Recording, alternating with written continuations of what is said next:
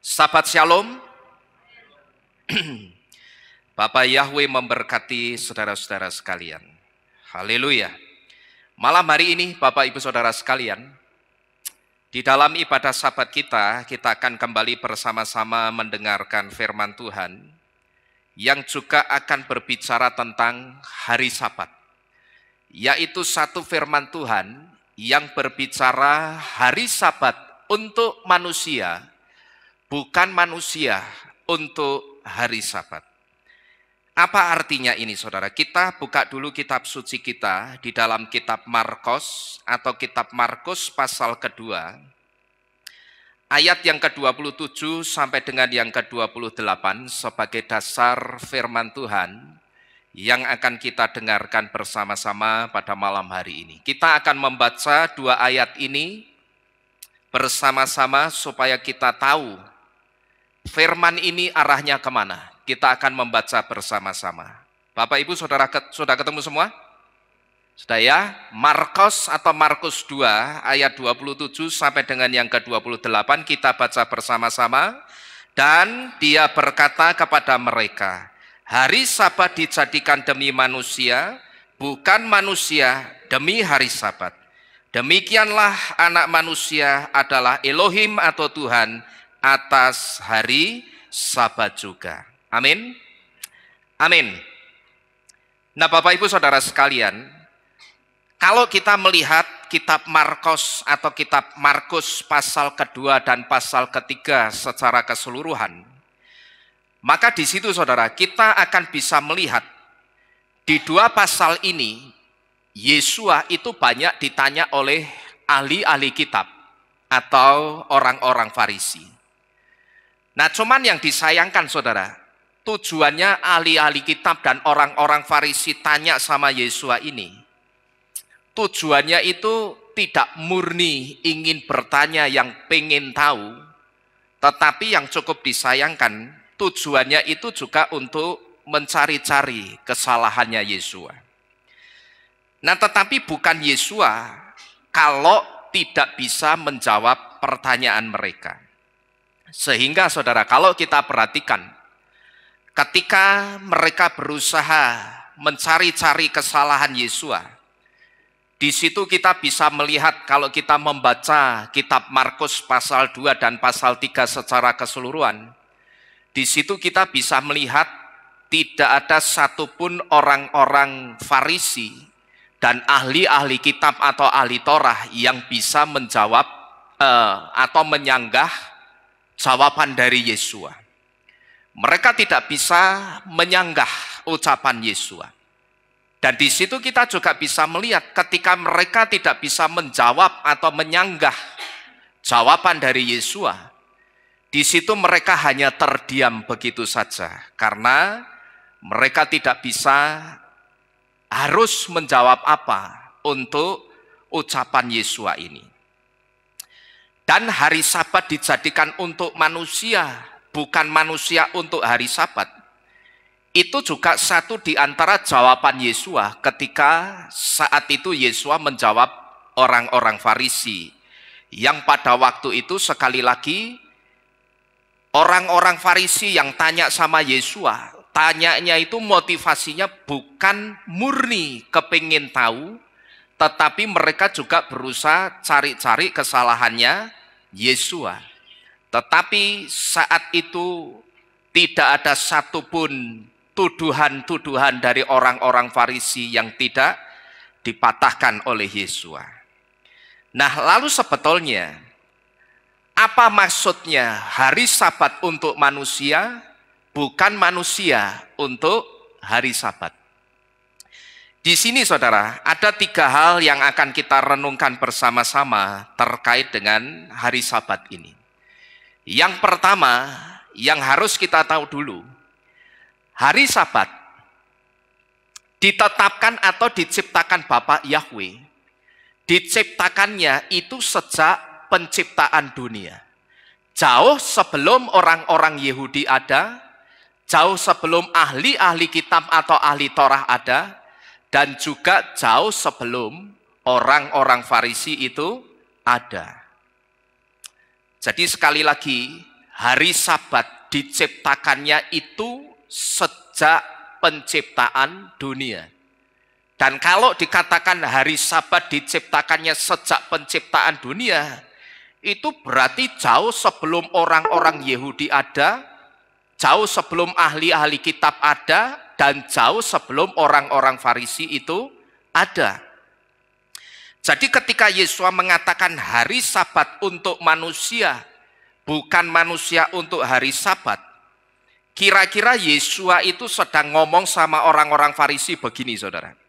Kira-kira Yesus itu sedang tanya dan ngomong sama orang-orang Farisi begini, orang-orang Farisi, kamu perhatikan baik-baik ya, kamu dengarkan, kamu perhatikan baik-baik, dan kamu camkan baik-baik dalam pikiranmu. Hari Sabat diciptakannya itu lebih dulu ketimbang kamu. Kamu dan hari Sabat diciptakannya itu lebih duluan hari Sabat. Tapi kenapa jadi kamu yang ngatur hari Sabat? Aku atau Yesua itu yang bikin Torah hari Sabat. Dan aku tahu betul apa saja yang boleh dilakukan di hari Sabat. Aku itu tahu betul. Karena aku itu yang bikin Torah hari Sabat. Nah, mungkin sampai di sini ada di antara kita yang berpikir begini, yang bikin Torah hari Sabat itu bukannya Bapak Yahweh, Pak. Kan Yesua pada waktu itu belum muncul. Betul, saya katakan Yesua pada waktu itu belum muncul. Tetapi kita harus ingat, Yesua dan Yahweh itu apa? Ehad atau satu. Jadi yang bikin Torah hari Sabat itu juga siapa? Yesua juga, saudara-saudara sekalian. Jadi dengan kata lain pada waktu itu Yesua itu sedang ngomong sama orang-orang Farisi begitu. Orang Farisi, kamu sama hari Sabat itu duluan hari Sabat diciptakannya. Tapi kenapa justru kamu jadi yang ngatur hari Sabatnya? Aku itu yang menciptakan hari Sabat, jadi aku tahu betul apa saja yang boleh dilakukan di hari Sabat, aku ngerti betul. Jadi kamu jangan bikin aturan sendiri ya soal hari Sabat. Nah, kira-kira seperti itu yang dimaksud hari Sabat. Untuk manusia, bukan manusia untuk hari Sabat. Jadi dengan kata lain, saudara, hari Sabat yang ngatur kita, bukan kita yang ngatur apa saja yang boleh dilakukan di hari Sabat. Dan ini artinya juga mendoakan orang sakit pas hari Sabat, menolong orang pas hari Sabat, memakamkan atau ngubur orang mati pas hari Sabat, memberitakan Torah dan Injil pas hari Sabat, boleh atau tidak kira-kira? Boleh, diperbolehkan. Karena apa? Karena semua yang saudara lihat di depan ini, menolong orang pas hari Sabat, mendoakan orang yang sakit pas hari Sabat, ngubur orang pas hari Sabat, memberitakan Torah dan Injil pas hari Sabat, itu untuk keselamatan jiwa, dan keselamatan jiwa itu prioritas. Kalau dikatakan prioritas, itu artinya yang utama. Mungkin di sini saudara bertanya begini, kaitannya ngubur orang mati sama keselamatan jiwa itu apa, Pak? Kaitannya itu seperti yang seringkali saya lakukan kalau saya sedang melayani di upacara pemakaman, saudara. Kalau saudara ingat, setiap kali di upacara pemakaman, saya selalu manfaatkan momen itu untuk menyampaikan kebenaran. Entah itu saya sampaikan kebenaran nama Yahweh, nama Yesua, 7 hari raya kita, simbol iman kita yang benar. Itu selalu saya pakai, saya sampaikan juga pas momen pemakaman orang mati atau di rumah duka biasanya. Saya ingat dulu setiap kali saya melayani pemakaman pas di rumah duka, tidak jarang saya selalu bawa LCD proyektor, saudara. Jadi di pemakaman pun itu ada pengajaran. Karena apa? Saya berpikirnya cuma sederhana begini. Yang layak orang yang mati itu banyak. Nah buat saya, yang layak itu jiwa-jiwa yang harus ngerti kebenaran. Maka di situ tidak jarang saya bawa komputer, saya bawa LCD proyektor. Terus kalau saudara ingat, dulu pada waktu saya melayani jemaat Alefto Magelang yang aslinya orang Semarang, pas ibadah penghiburannya waktu itu diserahkan ke saya sama Pak Lukas. Nah waktu itu pas di rumah duka Panti Wiloso itu kan dulu rumah dukanya tidak ada sekatnya seperti Tionghoa Iwan. Jadi jejer-jejeran. Jemaat di sini atau yang layat keluarga yang layat siapa Pak Handoko juga namanya, sama seperti jemaat kita dulu di sini. Yang layat Pak Handoko sama yang layat sebelah itu gegere ungkur-ungkuran. Tidak ada sekatnya sama sekali. Nah ada yang madep ke saya begini. Nah itu saya manfaatkan screen LCD proyektornya itu saya madepkan ke mereka. Mereka kalau tidak salah ingat saya waktu itu, mereka itu satu anggota sinode yang sangat besar di Indonesia ini. Yang tidak perlu saya sebut sinodenya. Tapi ibadahnya itu di apa jenenge? Mall Pemuda itu namanya apa? Bukan yang sini loh dekat PLN itu apa? Paragon. Ibadahnya di situ. Jadi itu satu sinode yang besar, saudara. Waktu itu jemaatnya yang datang banyak, yang layat banyak, terus pendetanya juga datang, saudara. Wah, waktu itu kita bersyukurnya kita dikasih kesempatan untuk menyelesaikan upacaranya dulu. Lah maka LCD-nya itu saya madepkan ke mereka. Di situ saya jelaskan tentang nama Yahweh. Nama Yesua 7 hari raya simbol iman kita. Mereka mendengar dan membaca, saudara-saudara sekalian. Jadi kaitannya ngubur orang mati sama keselamatan jiwa ya seperti itu. Di momen yang seperti itu bisa kita manfaatkan juga untuk menyampaikan kebenaran. Karena di situ ada jiwa-jiwa yang harus kita selamatkan. Dan ini sama seperti yang dilakukan oleh Rabi Syaul juga. Kalau saudara memperhatikan pola penginjilannya Rabi Syaul, yang jadi prioritasnya Rabi Syaul itu keselamatan jiwa dulu. Ya kalau saudara perhatikan pola penginjilannya Rabi Syaul, prioritasnya Rabi Syaul itu selalu keselamatan jiwa dulu. Baru setelah orang itu terima Yesua dan dibaptis, pelan-pelan orang yang terima Yesua ini akan diarahkan hidupnya, diajari untuk hidup sesuai dengan Torah, saudara-saudara sekalian. Jadi Rabi Syaul itu tidak pernah membatalkan Torah. Maka pada waktu Rabi Syaul itu disidang, dipanggil oleh Sanhedrin, dia disidang dan ditanya, kenapa pengajaranmu itu membatalkan Torah? Waktu itu Rabi Syaul menjawab, aku tidak pernah membatalkan Torah dalam pengajaranku. Yang aku lakukan, yang aku prioritaskan itu keselamatan jiwa dulu. Baru kalau orangnya sudah terima Yesua dan dibaptis, orang yang bertobat ini atau petobat-petobat baru ini baru akan diajari pelan-pelan untuk hidup yang sesuai dengan Torah. Jadi Rabi Syaul itu tidak pernah membatalkan Torah, cuman caranya saja yang dibalik, saudara. Yang penting orangnya percaya dan terima Yesua dulu, baru setelah terima diajar Torah. Jadi bukan membatalkan. Maka kalau sekarang ini saya lihat justru banyak penyembah-penyembah Yahweh yang membatalkan Torah dengan dalih dan dalilnya macam-macam.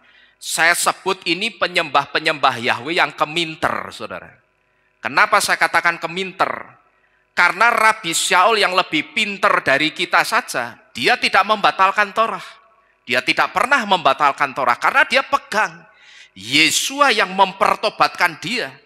Yesua itu pernah ngomong, aku datang bukan untuk membatalkan Torah, tetapi aku datang untuk menggenapi Torah. Dia ingat itu. Nah, di situ Rabi Shaul berpikir, kalau Yesua yang mempertobatkan aku saja, dia tidak membatalkan Torah, masa aku manusia biasa membatalkan Torah? Lah, apa aku ini tidak kurang ajar? Apa aku ini tidak minteri Yesua? Maka Rabi Shaul itu tidak pernah membatalkan Torah. Kalau sekarang ini orang-orang yang jadi penyembah-penyembah Yahweh justru membatalkan Torah, saya sebut ini orang-orang yang keminter.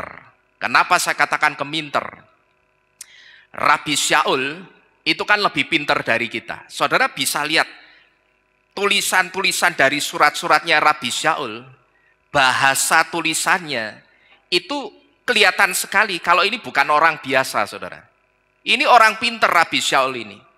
Kira-kira kalau dikasih gelar, sekarang ini orang yang paling pinter gelarnya apa sih? Apa, Deng? Profesor. Kalau sama PhD, tinggian mana? Oh, tinggian profesor. Kalau sekarang Rabi Shaul dikasih gelar profesor, Rabi Shaul itu layak. Berarti pinter enggak Rabi Shaul itu, saudara? Pinter. Tapi Rabi Shaul yang pinter saja, dia tidak pernah membatalkan Torah. Tapi heran saya, penyembah-penyembah Yahweh yang sekarang ada, pengagung-pengagung Yahweh sekarang ini, yang pengertiannya, pengetahuannya tentang Torah baru cuman di kulitnya saja, tapi sudah membatalkan Torah dengan dalih dan dalilnya macam-macam. Ini yang saya sebut penyembah-penyembah Yahweh sekarang ini banyak yang keminter, saudara-saudara sekalian. Ya, jadi pas hari Sabat, saudara cuman beribadah Sabat, tetapi ketika ada orang sakit yang minta didoakan, tetapi di situ saudara tolak pelayanannya dan saudara tidak mau mendoakan, itu tidak boleh, saudara. Tidak boleh saudara menolak pas ada orang sakit pas hari Sabat, lalu saudara diminta melayani mendoakan orang itu, saudara tolak, itu tidak boleh. Kenapa kok tidak boleh? Karena kalau tidak saudara doakan dan orang yang sakit itu mati, asal saudara tahu, saudara perhatikan baik-baik, saat itu ada satu Torah yang gagal saudara lakukan. Kira-kira saudara gagal dengan Torah apa? Tahu enggak kira-kira? Pas hari Sabat, tiba-tiba ada orang yang minta didoakan. Pak, saya sakit, tolong doakan saya. Oh, sik, ra iso. Aku kudu ibadah Sabat, sik. Ternyata setelah ibadah Sabat selesai, saudara dapat telepon, dapat kabar. Orangnya sudah innalillahi. Di situ saudara itu sudah gagal dengan satu Torah. Kira-kira Torah apa? Halo? Torah apa? Saudara itu sudah gagal dengan Torah jangan membunuh. Ngerti saudara? Jangan membunuh itu tidak hanya ketika saudara nusuk dan mukul orang sampai orang itu mati. Membunuh itu tidak hanya seperti itu. Tapi lewat orang sakit yang sebetulnya Bapak Yahweh itu mau pakai tangan saudara untuk menyembuhkan orang itu ketika saudara doakan. Tapi karena saudara tidak mau mendoakan, karena waktu itu saudara sedang sibuk dengan hari Sabatmu, lalu orangnya mati, di situ saudara itu sudah membunuh. Ngerti saudara? Kalau seperti ini, memang saya katakan saudara itu berhasil dengan Torah hari Sabat, tapi saudara gagal dengan Torah jangan membunuh. Perhatikan ini baik-baik ya. Nah, kalau saudara berhasil dengan Torah hari Sabatnya, tapi Torah jangan membunuhnya gagal, kira-kira jadi percuma enggak? Torah hari Sabat yang berhasil saudara lakukan itu percuma atau tidak kira-kira? Percuma tak berguna. Percuma tidak berguna. Karena sekali lagi, membunuh itu tidak hanya ketika saudara pukul orang lalu orang itu mati, Tapi ketika ada orang yang minta didoakan saudara, tapi saudara tolak pelayanannya, karena saudara sedang sibuk dengan hari Sabatmu, dan ternyata orangnya mati, di situ saudara juga sudah sedang membunuh. Maka ketika Yesua menyempurnakan Torah, Yesua itu mengatakan apa? Kalau zamannya Bapak Yahweh, istilahnya ya, zamannya Bapak Yahweh, definisi membunuh itu kalau ada orang yang sudah jadi korban yang mati. Kelihatan ada orang mati, oh berarti ada yang membunuh. Tapi kalau zamannya Yesus apa? Begitu kamu memikirkan tidak suka dengan orang lain, dan di situ kamu merencanakan pembunuhan, baru merencanakan, itu sudah dianggap apa? Membunuh, saudara-saudara sekalian. Itu ketika Yesua menyempurnakan Torah. Jadi kalau ada orang yang bilang zamannya Yesua, zaman kasih karunia itu lebih enak, salah. Justru zamannya Yesua itu lebih berat. Karena ketika kita baru memikirkan sesuatu yang tidak baik, di situ kita sudah dianggap apa? Berdosa, gitu loh. Kita baru lihat ada cewek cantik. Wah, enak ini tidur sama cewek ini.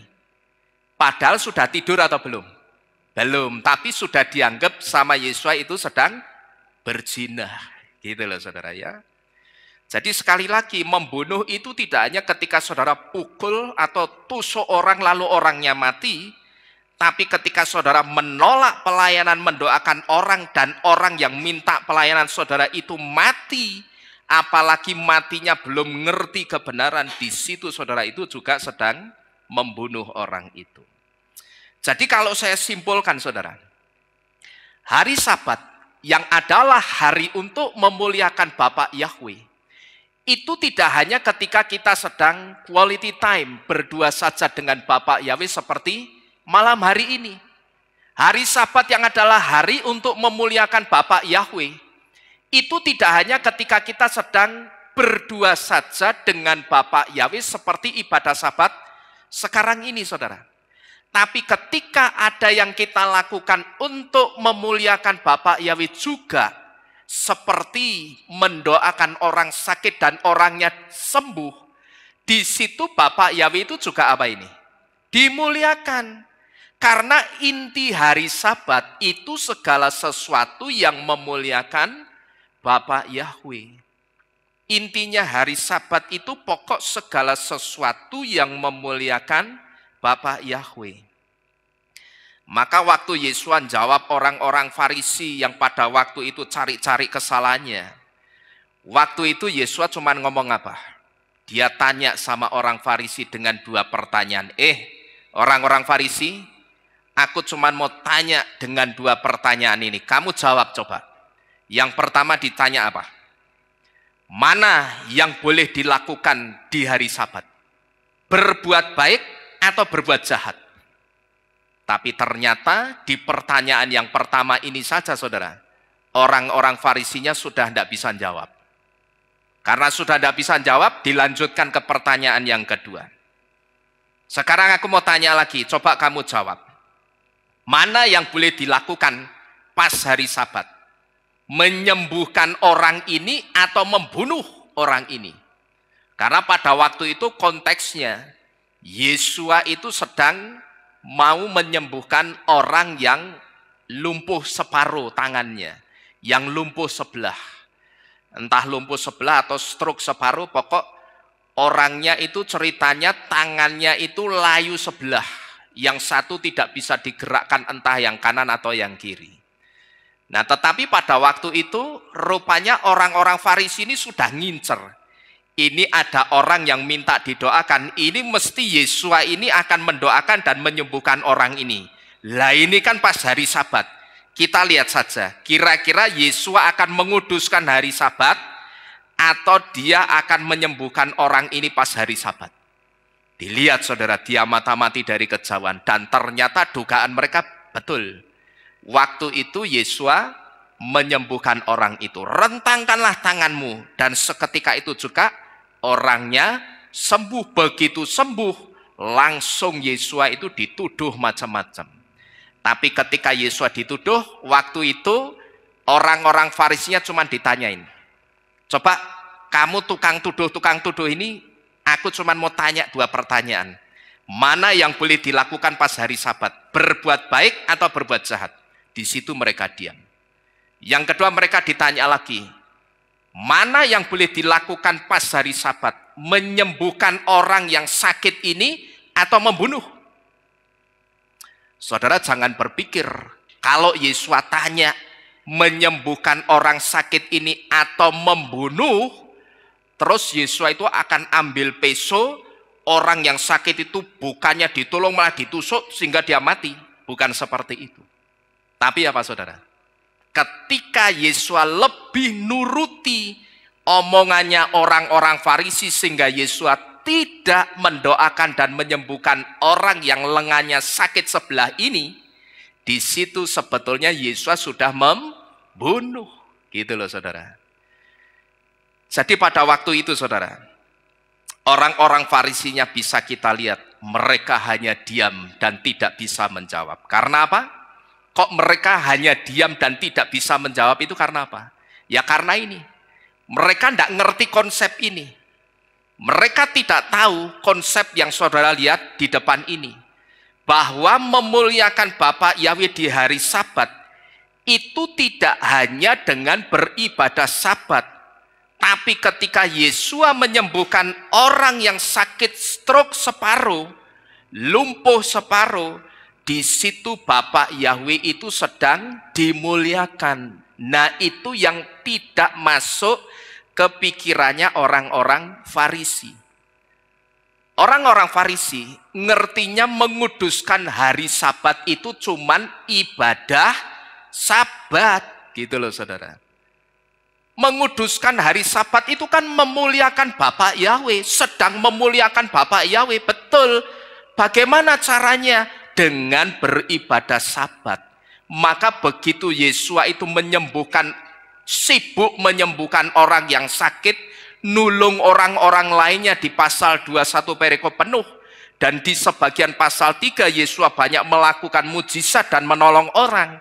Di situ dianggapnya Yesus itu tidak menghormati hari Sabat, tetapi Yesus itu sedang menginjak-injak kehormatan hari Sabat. Itu yang ada di pikirannya orang-orang fasik, karena bagi mereka yang namanya menguduskan hari Sabat itu yang dipikirnya cuma letterlek. Berarti kalau menguduskan hari Sabat itu ya beribadah Sabat saja. Nah itu yang keliru. Nah itu yang dipatahkan oleh Yesus. Ketika Yesus menyembuhkan orang yang sakit tangannya sebelah, di situ Bapa Yahweh itu juga sedang dimuliakan. Tidak hanya seperti kita begini ini. Tadi ketika kita memuji-muji menyembah Tuhan, kita memang sedang memuliakan Bapa Yahweh. Tapi saudara mesti ngerti, kalau tiba-tiba sekarang ini ada yang buka pintu kehilat, terus minta saudara atau minta saya, Pak tolong, anak saya sedang sakit, tolong didoakan.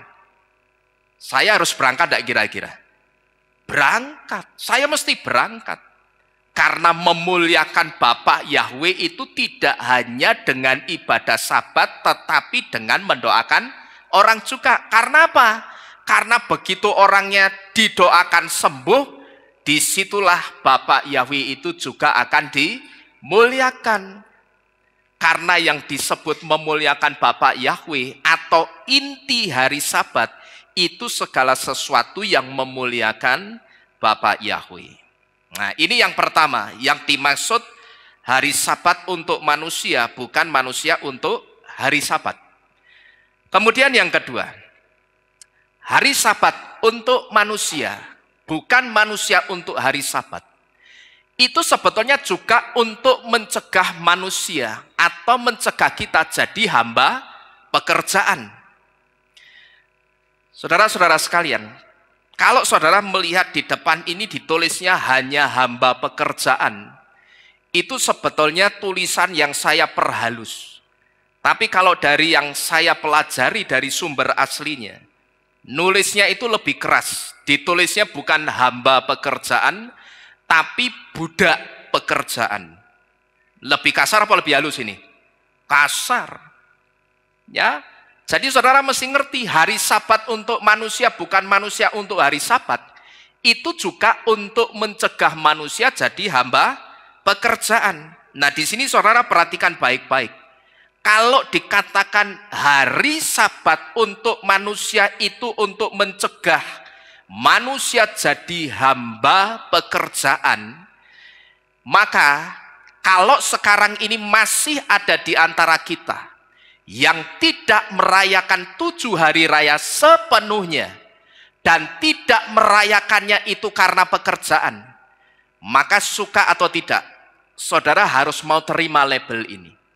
Label apa itu? Hamba pekerjaan. Kalau pakai istilah aslinya apa? Budak pekerjaan. Ngerti saudara?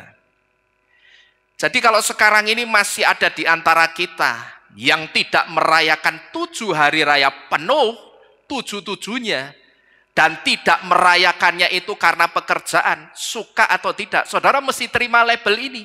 Label hamba atau budak pekerjaan. Karena apa? Karena 7 hari raya itu juga hari Sabat yang disebut dengan Sabat Gadol atau Sabat besar. Kalau Sabat yang sedang kita rayakan malam ini disebut Sabat mingguan. Gitu loh, Sabat sekarang ini setiap Sabtu, Jumat sore jam 6 sampai Sabtu jam 6 ini disebutnya Sabat mingguan. Tapi kalau 7 hari raya itu juga disebut hari Sabat, tapi Sabatnya Sabat Gadol yang disebut Sabat besar, saudara-saudara sekalian. Berarti seperti apa Sabat Gadol itu? Pesah, terus apa lagi? Hamatsah, Habikurim, Syafuot, Yom Teruah, Yom Kippur, yang terakhir Sukot. Berarti Sukot termasuk atau tidak, saya tanya? Termasuk, saudara-saudara sekalian. Jadi saudara mesti ngerti, kalau saudara itu tidak merayakan 7 hari raya penuh, saudara itu sedang tidak menguduskan 7 hari raya. Dengan kata lain juga, saudara itu juga tidak menguduskan hari Sabat. Karena 7 hari raya itu Sabat Gadol atau Sabat besar. Dan suka atau tidak, saudara mesti terima label ini. Saudara itu hamba pekerjaan, gitu loh. Sabat artinya itu bisa rest, tapi Sabat artinya juga bisa cease atau ceasing. Rest itu artinya istirahat, cease atau ceasing itu artinya berhenti. Nah, ini artinya apa? Ini artinya Sabat dijadikan Bapak Yahweh itu untuk kita berhenti dari pekerjaan kita supaya kita bisa rest, bisa beristirahat, saudara-saudara sekalian. Nah, kalau sekarang saudara pengen tahu kira-kira aku ini hamba pekerjaan atau tidak, ya saudara lihat saja. Kalau untuk Sabat mingguan dan Sabat Gadol, saudara tidak bisa meninggalkan pekerjaan saudara, ya berarti saudara itu hamba pekerjaan, saudara-saudara sekalian. Dan selama saudara jadi hamba pekerjaan, selama itu juga hidup saudara itu akan diatur pekerjaan. Sekalipun saya katakan aneh, yang harusnya kita itu yang ngatur pekerjaan, tapi malah justru pekerjaan yang ngatur kita. Nah, cuman seringkali saudara saya perhatikan, yang selalu diketengahkan orang itu apa? Yang selalu diketengahkan orang ketika tidak bisa menguduskan, merayakan hari Sabat Gadol maupun mingguan, yang selalu diketengahkan itu alasan kekurangannya. Lah bagaimana kalau aku tidak kerja termasuk pas hari raya apapun, mau itu Sukot, Pesah, Hamatsah dan sebagainya, ya aku kurang, karena aku mesti ngasih makan anakku, ngasih bekal anakku ini itu dan sebagainya. Kalau saudara ngomongnya selalu seperti itu, terjadilah apa yang saudara katakan, selamanya saudara akan kekurangan. Karena apa? Belum-belum mentalnya sudah diblok sendiri. Kalau aku tidak kerja pas hari Sabat, mau itu Sabat mingguan atau Sabat gadol, ya aku kurang. Jadi sebetulnya yang menciptakan kekurangan siapa? Ya orang itu sendiri, mulutnya sendiri gitu loh. Ya cuman yang saya sayangkan seringkali yang diketengahkan alasannya itu selalu kekurangan. Tapi tanpa dia sadari ketika dia ketengahkan alasan kekurangannya, dia itu sedang ngeblok mentalnya sendiri bahwa aku itu miskin, aku itu kekurangan. Tapi blocking ini tidak pernah disadari, saudara. Hati-hati, saya kasih tahu. Saudara selalu mengatakan kurang. Selama saudara berpikir dan mengatakan kurang, hidup saudara akan kekurangan terus. Saudara mesti ingat, alam semesta yang menangkap ucapan kita, itu hanya bisa berkata, ya, yehi, terjadilah. Nah kalau orangnya ngomongnya kurang, alam semesta nangkapnya lebih atau kurang? Kurang. Berkelimpahan atau kurang? Kurang. Nah kalau yang ditangkap alam semesta itu kurang, jangan heran kalau kehidupan orang itu akan kekurangan terus. Jadi hati-hati kalau ngomong, ya jangan selalu yang diketengahkan itu kurang terus. Ya, jangan gini loh. Kita itu merasa yang paling menderita. Saya perhatikan banyak orang yang seperti itu. Merasa bahwa dirinya yang paling menderita, paling kekurangan, paling miskin, jadi harus kerja terus. Padahal saya perhatikan banyak orang yang sebetulnya sudah diberkati Bapak Yahweh dengan pekerjaan sendiri, artinya tidak ikut orang, tapi saya perhatikan dia tidak peka. Bapak Yahweh kasih pekerjaan sendiri, satu di antaranya itu supaya kita bisa bebas menentukan waktu ibadah kita, gitu loh. Bukan hanya supaya saudara merdeka, tapi supaya saudara itu juga bisa bebas menentukan waktu ibadah saudara. Tapi justru saya perhatikan ketika dikasih pekerjaan sendiri, wira swasta, malah ibadah itu sering ditinggalkan. Cilakanya, Sabat gadolnya juga tidak dirayakan. Alasannya selalu kekurangan. Ya jangan salahkan Bapak Yahweh. Kalau hidup saudara itu ada yang kekurangan terus, kalau mental saudara selalu mengatakan kurang. Hati-hati ya. Apa yang saya katakan ini, saudara perhatikan baik-baik.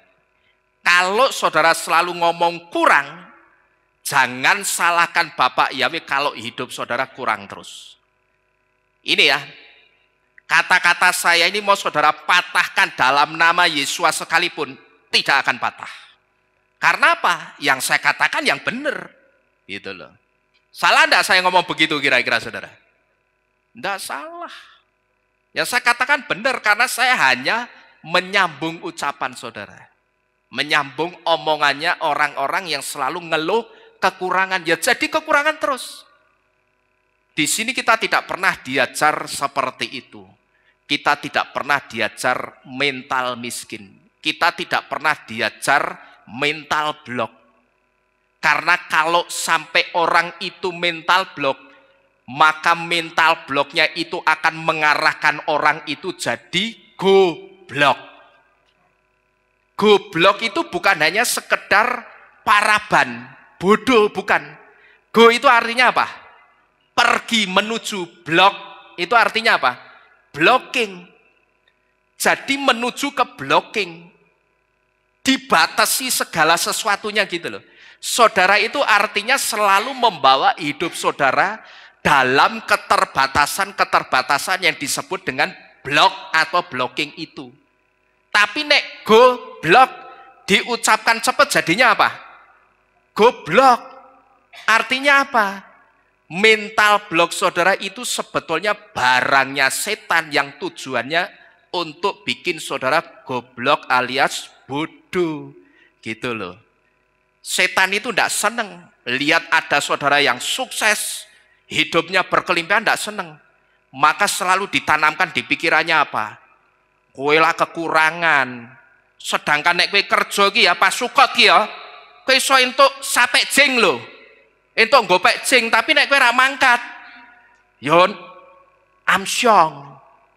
Ya wes amsyong tenan. Setan itu selalu tanam begitu. Ngerti saudara? Tapi hati-hati. Itu mental block yang sangat mengerikan. Ya, saudara mesti ingat, setan itu punya sifat pantang menyerah. Sebelum orang yang dijatuhkan itu betul-betul jatuh, dia tidak akan berhenti menjatuhkan orang itu. Kalau saya bilang menjatuhkan orang, saudara jangan berpikir hanya menjatuhkan imannya, tidak. Tetapi seluruh aspek kehidupannya itu akan berusaha dia jatuhkan. Sehingga begitu saudara jatuh betul-betul dalam kemiskinan, saudara ngerti? Setan itu mengkeplok-keplok. Padahal tadinya yang nyupot saudara untuk goblok, siapa saudara? Ya setan. Gitu loh.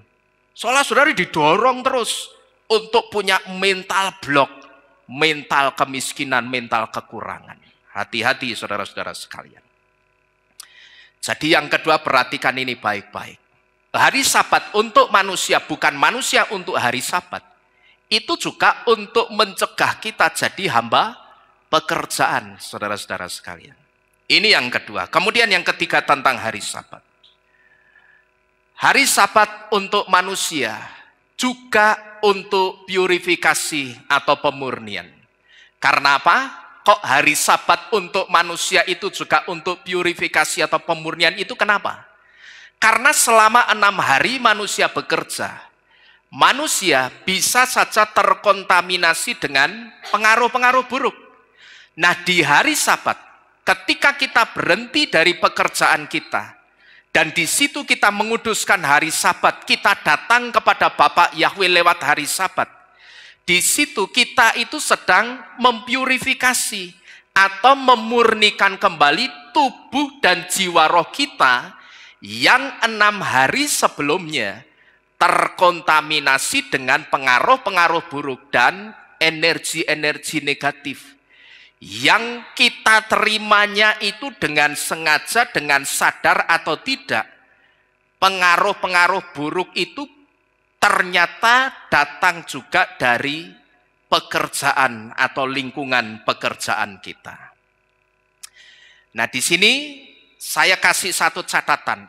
Manusia ditetapkan Bapak Yahweh itu bekerja selama berapa hari ini? Kita baca ayo. 6 hari. Ya ini supaya saudara ingat. Harusnya saudara wajarnya bekerja itu berapa hari? Saudara biar ngerti.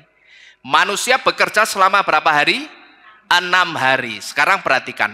6 adalah nilai gematria huruf waw yang satu diantaranya memiliki arti manusia dengan sifat dasarnya yang mudah jatuh dalam dosa karena pengaruh setan yang sedang berbicara tentang pengaruh-pengaruh yang buruk. Saya mau tanya, kira-kira arti huruf waw ini kebetulan atau tidak, saudara? Tidak. Tidak kebetulan, tidak ada yang kebetulan di iman kita. Jadi kalau saudara melihat yang saya tulis panjang lebar di depan ini, dan coba saudara renungkan dengan baik-baik. Kalau kita renungkan betapa luar biasa baiknya tujuan Bapak Yahweh menciptakan hari Sabat itu. Kalau saudara coba baca apa yang saya tulis ini dan saudara betul-betul resapi apa yang saudara baca, di situ saudara akan baru bisa merasakan betapa luar biasa baiknya Bapak Yahweh menciptakan hari Sabat. 6 hari dia ciptakan untuk kita bekerja. Perhatikan, tapi pada hari ke-7 Bapak Yahweh itu bahkan mengaturkan waktu untuk mentahirkan tubuh dan jiwa roh kita. Karena apa saudara? Karena Bapak Yahweh tahu dalam 6 hari kita bekerja pasti ada pengaruh-pengaruh buruk atau ada energi-energi negatif yang menyerang kita. Mesti ada. Entah itu energi negatif atau pengaruh buruknya dari pekerjaan kita sendiri atau lingkungan pekerjaan kita, ya bisa. Maka dia ciptakan hari yang ketujuh yang disebut dengan Sabat itu sebagai hari cease and rest. Cease itu berhenti, rest itu beristirahat. Artinya kita disuruh berhenti dari pekerjaan kita supaya bisa beristirahat. Nah, terus pas beristirahat saya bayangkan itu seperti Bapak Yahweh itu sedang mentreatment kita. Kalau kayak kita pas capek-capeknya kerja, kita pergi kemana? Tukang pijet ke spa, lulur, pijet satu badan penuh. Rasanya enak enggak saudara? Habis pijet itu? Enak, plong. Lah hari ketujuh yang diciptakan Bapak Yahweh yang disebut dari Sabat itu sebetulnya juga begitu. 6 hari saudara diizinkan bekerja, hari ketujuh berhentilah dan beristirahatlah. Dengan kata lain Bapak Yahweh gini, ya, tak urut, tak pijeti kamu. Tapi pakai apa? Mijetinya saudara. Dia purifikasi, dia murnikan lagi energi kita, tubuh dan jiwa roh kita yang sudah terkontaminasi pengaruh-pengaruh buruk selama 6 hari bekerja dari lingkungan pekerjaan atau dari pekerjaan kita sendiri, itu dipurifikasi, dimurnikan, ditahirkan lagi gitu loh saudara. Saudara pernah mendengar satu istilah I don't like Monday? Pernah dengar saudara? I don't like Monday. Artinya apa? Aku tidak suka hari Senin. Aku benci hari Senin. Karena apa? Karena hari Senin itu hari efektif pertama untuk orang-orang yang bekerja dan orang-orang yang sekolah. Nah, tetapi kenapa kok sampai muncul I don't like Monday? Hari efektif pertama yang begitu dibenci itu karena apa, saudara? Karena bagi mereka yang mulai kembali aktivitasnya di hari Senin, itu dirasa hari Senin itu hari yang sangat berat. Dan mungkin ada di antara saudara juga yang seperti ini. Yang kerjanya 5 hari sampai hari Sabtu, sampai hari Jumat, Sabtu Minggu libur, Senin mlebu meneh. Wah, sesuk wis Senin. Senin maneh. Ada yang begitu saudara? Ada ya? Wis enak-enak prei, nyaman toh sama liburnya, begitu minggu malam, minggu sore, wah lah tapi sesuk Senin maneh yo, kerja maneh iki, sekolah maneh, kan begitu. Jadi kalau kita perhatikan istilah I don't like Monday atau aku benci tidak suka hari Senin, karena hari Senin itu starting day. Ya, bagi pola Yunani starting day-nya itu kan hari Senin, di mana saat itu orang akan mulai kembali aktivitasnya seperti semula, dan itu dirasa sangat berat, saudara-saudara sekalian. Nah, tetapi malam ini saudara, kita sudah diberitahu, hari Sabat adalah hari purifikasi, hari pemurnian yang tidak hanya memurnikan tubuh dan jiwa roh kita, tapi hari Sabat adalah hari yang akan mengembalikan tubuh dan jiwa roh kita itu kembali ke kekuatan penuh setelah kita melewati hari Sabat. Amin. Saudara percaya ini? Setelah kita lewat hari Sabat ini, saudara akan punya kekuatan yang baru. Saudara percaya? Haleluya. Kalau saudara percaya, ngomong percaya, diimani benar-benar.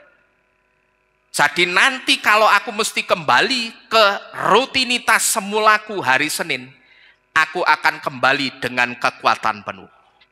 Itu yang harus saudara katakan. Malam hari ini kita sudah diberitahu. Mungkin ada di antara kita yang juga tidak suka, benci dengan hari Senin. Tetapi malam hari ini kita diberitahu hari Sabat adalah hari yang tidak hanya mempurifikasi, memurnikan tubuh dan jiwa roh kita, enggak. Tapi hari Sabat itu satu hari yang juga akan mengembalikan kekuatan tubuh jiwa roh kita kembali penuh seperti sedia kala, seperti baru dicas. Jadi kalau tubuh dan jiwa roh kita sudah dikembalikan kekuatannya, saudara perhatikan baik-baik. Saya percaya kehidupan kita akan selalu menjadi hari-hari yang baik dan hari-hari yang menyenangkan bersama Bapak Yahweh. Amin. Saya percaya kalau kehidupan kita, kekuatan kita itu sudah dikembalikan begitu kita menguduskan hari Sabat. Saya cuma percaya satu hal, begitu kekuatan kita sudah dikembalikan, hari-hari kehidupan kita pasti akan menjadi hari-hari yang indah, hari-hari yang menyenangkan, dan pasti jadi hari-hari yang baik bersama Bapak Yahweh. Amin. Amin. Bapak Yahweh memberkati saudara-saudara sekalian. Mari kita bersama-sama tunduk di dalam doa. Bapak Ibu, kita akan akhiri firman pada malam hari ini. Haleluya.